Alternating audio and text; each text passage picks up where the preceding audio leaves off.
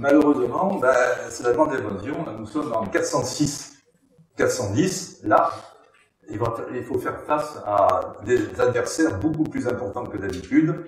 La Provence est à l'abri. Vous voyez que les invasions ne touchent pas pratiquement la Provence, sauf dans une phase finale, ici. Mais en général, s'étalent plutôt vers le nord de la Gaule, vers le sud de la Gaule, vers la partie orientale de l'Empire, l'Italie en particulier, l'Afrique du Nord, mais grosso modo, la Provence n'est pratiquement pas touchée. Ça paraît surprenant, ça, et quand elle sera touchée, ce ne sera que l'ouest de la Provence, c'est-à-dire Arles, essentiellement. La Grande-Bretagne, à l'ouest, et en Irlande, à l'ouest, il n'y a pratiquement pas de représentation de Hallstatt. Le Hallstatt se trouve essentiellement tourné vers l'Europe continentale. J'essaie de simplifier quand même. Alors, nous avons l'Athènes. Alors l'Athènes, oui, l'Athènes est bien représentée partout. C'est la période du faste d'orfèvrerie. Vous avez des quantités phénoménales en provenance des ateliers qui vont fabriquer en Irlande, en Grande-Bretagne aussi, des bijoux de tout, aussi bien des torques, vous savez, ces colliers gaulois avec deux boules qu'on écarte pour les enlever ou les mettre. Il y a un certain, je me suis toujours demandé comment on faisait pour les écarter, pour comme ça. Pourquoi tu as choisi cette famille vicomtale de Marseille? Mais la famille vicomtale de Marseille, si j'en parle, c'est tout simplement parce que c'est la famille qui possédait les terres allant grosso modo de Marignane, vous voyez que l'endroit où se posent les jolis petits avions du monde entier, et aujourd'hui un petit peu moins, et qui s'étend jusqu'au golfe de Fréjus. C'est Raphaël. Bon, tout ça, ça leur appartenait. Et au nord, jusqu'à la Sainte-Maune, y compris l'autre côté de la Sainte-Maune.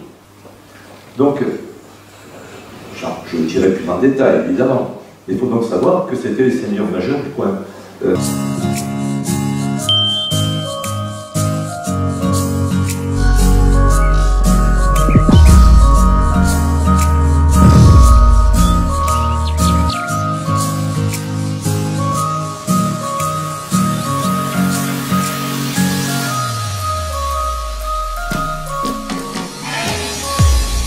Clair à gauche, j'y reviendrai, et cette figuration de la mort à droite. Nous avons,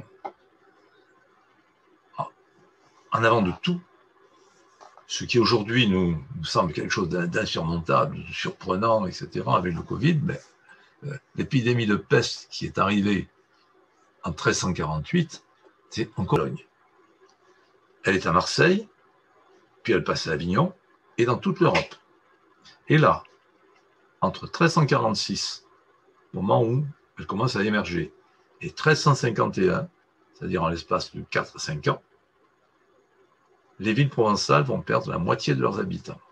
Pour toutes sortes de raisons, mais ils perdent la moitié. Et puis donc, en conclusion, sur ce fameux Toulon Art déco, eh bien, je vous suggère d'aller visiter, d'aller vous promener, et surtout de lever les yeux. Parce que les décors sont souvent sur la partie les plus supérieures des bâtiments. Ce bâtiment-là est juste en face du stade Mayol, juste à côté de la station-service. Et vous voyez sous le balcon final ces 3 rangées de triangles qui font un petit peu comme les enseignes génoises, cette fois en triangle, et installé sur la partie inférieure du balcon. Alors, je vous remercie beaucoup pour votre attention. Et Henri, peut-être vous avez quelques commentaires à apporter. Elle a dit quelque chose de très sensé. Quand on promène dans Toulon, on a pris l'habitude de regarder par terre, parce qu'il n'y a pas toujours par terre des choses très, très faciles. Bon, donc, on regarde par terre pour savoir où on met les pieds, mais on oublie de lever la tête. Or, le problème, c'est que justement, dans ce type d'art, c'est en levant la tête qu'on est toujours surpris. Jean-Baptiste, est-ce que tu as quelque chose à nous dire? J'ai apprécié. Ah. je voudrais remercier, si je peux me permettre, Vas-y. je voudrais remercier Claire. Je suis toulonnaise, je suis née à Toulon. J'ai habité le quartier de Beaulieu quand j'étais plus petite. Voilà. Donc, j'ai découvert tout ça. J'ai redécouvert tout ça avec un grand plaisir. Et franchement, franchement, je me suis émerveillée de revoir Toulon comme ça avec des arts déco et tout. Et je vais retourner et me balader. La demande est très nette d'aller visiter Toulon avec Claire. Oui, absolument. J'attends ça avec impatience. Un grand merci, Claire. Merci. Merci, Claire. Au revoir. Bye bye. Au revoir, merci. Au départ, il y avait 750 brebis et il y avait 6 chiens, plus le chien, le border collie, qui lui, c'est le chien du bail. Donc lui, quand on embauche le bail, on est obligé d'embaucher son chien. Hein. C'est le couple, avec lui, il n'obéit qu'à son maître.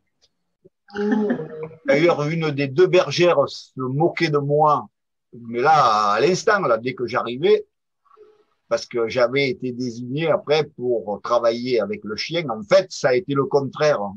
Hein. C'est le chien qui m'a appris à faire le travail. Et sauf que personne, à part le patron, savait que je parlais le provençal. Je ne peux pas, ça c'est pour finir. C'est la souris qui ne répond pas. Bon, je ne sais pas ce qui s'est passé. Est-ce que vous avez une souris avec fil?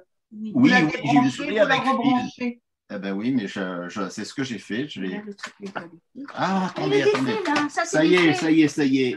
Le problème est résolu. Le travaux, c'est de la localisation de l'Éden. Problème qui a passionné l'Occident entre le XIIe et le XVIIe siècle. Comme je l'ai dit, la Genèse est très vague là-dessus, puisqu'elle suggère simplement l'Orient. Et les lieux qui ont été proposés pour répondre à cette question sont assez classiquement la Mésopotamie, ce que suggère Calvin, les environs de la Syrie, de l'Arménie, de la Palestine ou de certaines régions du Liban. Mais saint Augustin, qui reste une référence, et plusieurs théologiens chrétiens ont contesté cette recherche et affirmé que le jardin d'Éden n'a jamais eu d'existence propre, n'étant qu'une référence spirituelle, ce qui paraît assez logique au débat que nous avons. Son élevage s'était pratiqué de façon bien particulière à cette époque-là, en semi-liberté, dans des collines artificielles dans lesquelles les lapins creusaient des galeries. Il était alors plus facile de récupérer les animaux. Ici, dans le cas de cette représentation, oh, excusez-moi, j'ai oublié de changer de peau. Voilà, là c'est plus clair.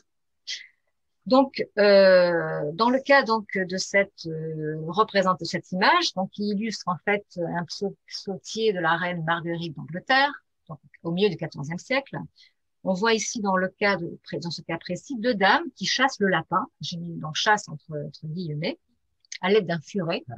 Voilà, on voit ici une dame qui introduit un furet dans une des galeries, tandis qu'une autre dame, à l'extrémité donc du terrier du lapin, va pouvoir récupérer le lapin qui fuit à l'odeur du furet. Cette technique d'élevage était pratique parce qu'il faut savoir donc le lapin de Garenne ne creuse pas de terrier en dessous d'une certaine profondeur, donc c'était beaucoup plus facile d'aller récupérer un lapin dans ces conditions.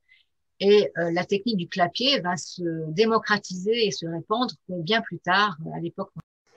Historiquement, donc là on arrive à la fin des Omeyyades. Historiquement, les Omeyyades, c'est un art, comme vous l'avez vu, et je pense que j'ai essayé de vous le dire à plusieurs fois, histoire que ça rentre. C'est un art, en fait, qui va synthétiser, qui va assimiler tout ce qui existait sur place lorsqu'ils sont arrivés. C'est-à-dire, c'est une espèce de synthèse, un creuset. On prend, on mélange, on remue, et ça donne l'art omeyyade. C'est un mélange d'art grec, un mélange d'art romain, un mélange d'art byzantin, un mélange d'art sassanide. Parce que au fil des zones commerciales, des échanges commerciaux, c'était une région qui naturellement était une zone propice au commerce et où s'échangeaient des objets avec des répertoires de ces grands répertoires-là, sassanides, grecs, romains, byzantins. Et en fait, ils se sont tout simplement inspirés de ça en l'adaptant. Évidemment, donc effectivement, pas de figures dans les monuments religieux. Ça n'empêche pas les figures dans les manuscrits plus tard et dans les monuments privés, comme on l'a vu. Et pourquoi j'ai décidé de m'arrêter en 750? Tout simplement parce qu'avec l'arrivée des Abbassides, donc qui se fait quand même de façon tonitruante, puisqu'ils vont après plusieurs batailles avec les grands califes et généraux omeyyades, ils vont prétexter un repas de réconciliation et les Abbassides vont massacrer, tuer, empoisonner. Ceux qui n'étaient pas morts de poison, ils allaient mourir sous la lame. Les Omeyyades, seul un Omeyyade va réussir à s'échapper. Donc, il s'appelle Abdelrahman II. Vous le connaissez parce que c'est lui qui va fonder l'émirat de Cordoue. Il va partir du... C'est vrai que c'est un empire qui arrive au maximum de ses limites géographiques et comme tout empire qui cesse de s'étendre, les problèmes, en fait, ils vont émerger de l'intérieur.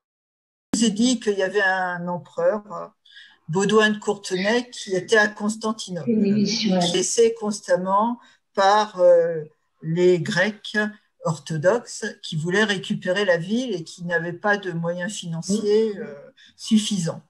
Bon, il n'était pas tout seul d'ailleurs à gouverner, ils étaient plusieurs. Donc il vient faire une visite en France et il parle du fait qu'on lui a proposé de vendre la couronne d'épines du Christ. Là, Louis IX est tout de suite intéressé. Il dit, mais moi, je veux l'acheter, je veux. Pas de chance, parce qu'entre-temps, les autres seigneurs de Constantinople l'avaient mis en gage à Venise pour avoir de l'argent. Et comme il ne pouvait pas rembourser, Venise avait le droit de l'acquérir. Alors là, à ce moment-là, Louis IX va négocier avec Venise, mais là, ça ne sera plus le même prix. Et donc là, il doit payer une somme colossale, 135 000 livres, incroyable pour une couronne d'épines. Enfin, mais c'est un coup de maître. Le peuple approuve, les religieux approuvent, et ça glorifie et ça augmente la puissance du roi, et ça augmente aussi l'importance de Paris, qui devient le nouveau centre de la chrétienté, la Nouvelle Jérusalem.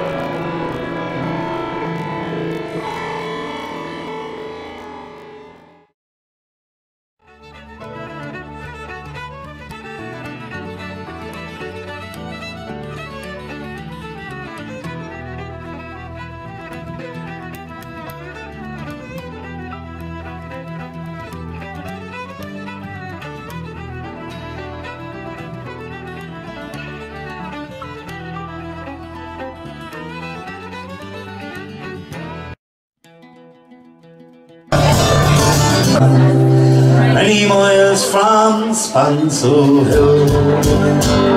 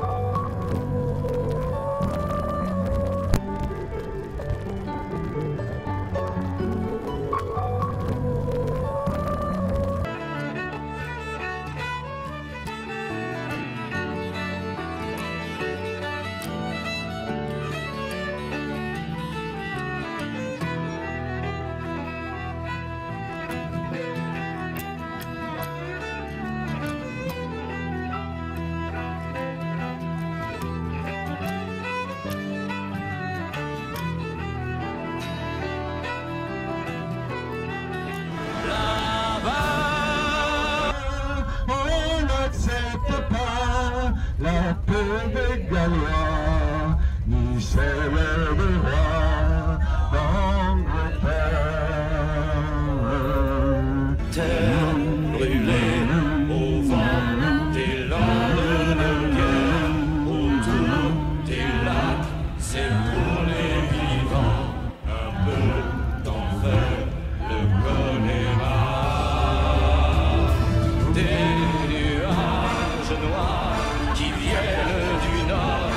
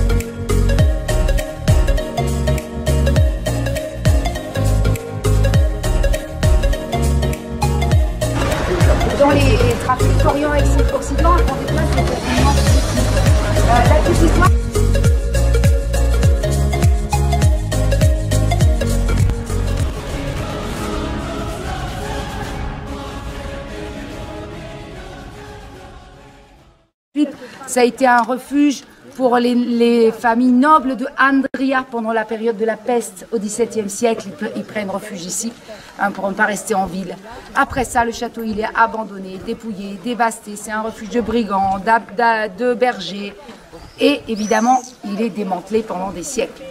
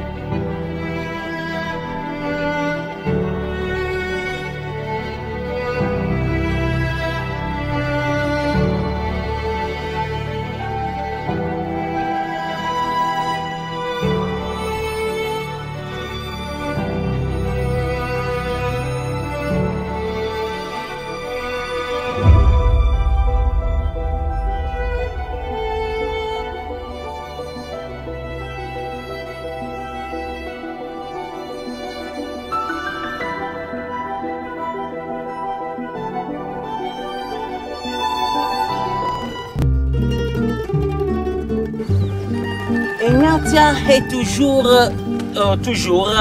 il n'y a pas de découverte d'Ignatia, le 90%. Aujourd'hui, on va voir seulement le 10%. Le 10%, c'est correct? Oui. Le 10% de la ville d'Ignatia. Qu'est-ce qu'on voyons avant? Le 90%, c'est sur la terre. Aujourd'hui, nécessite d'être découverte.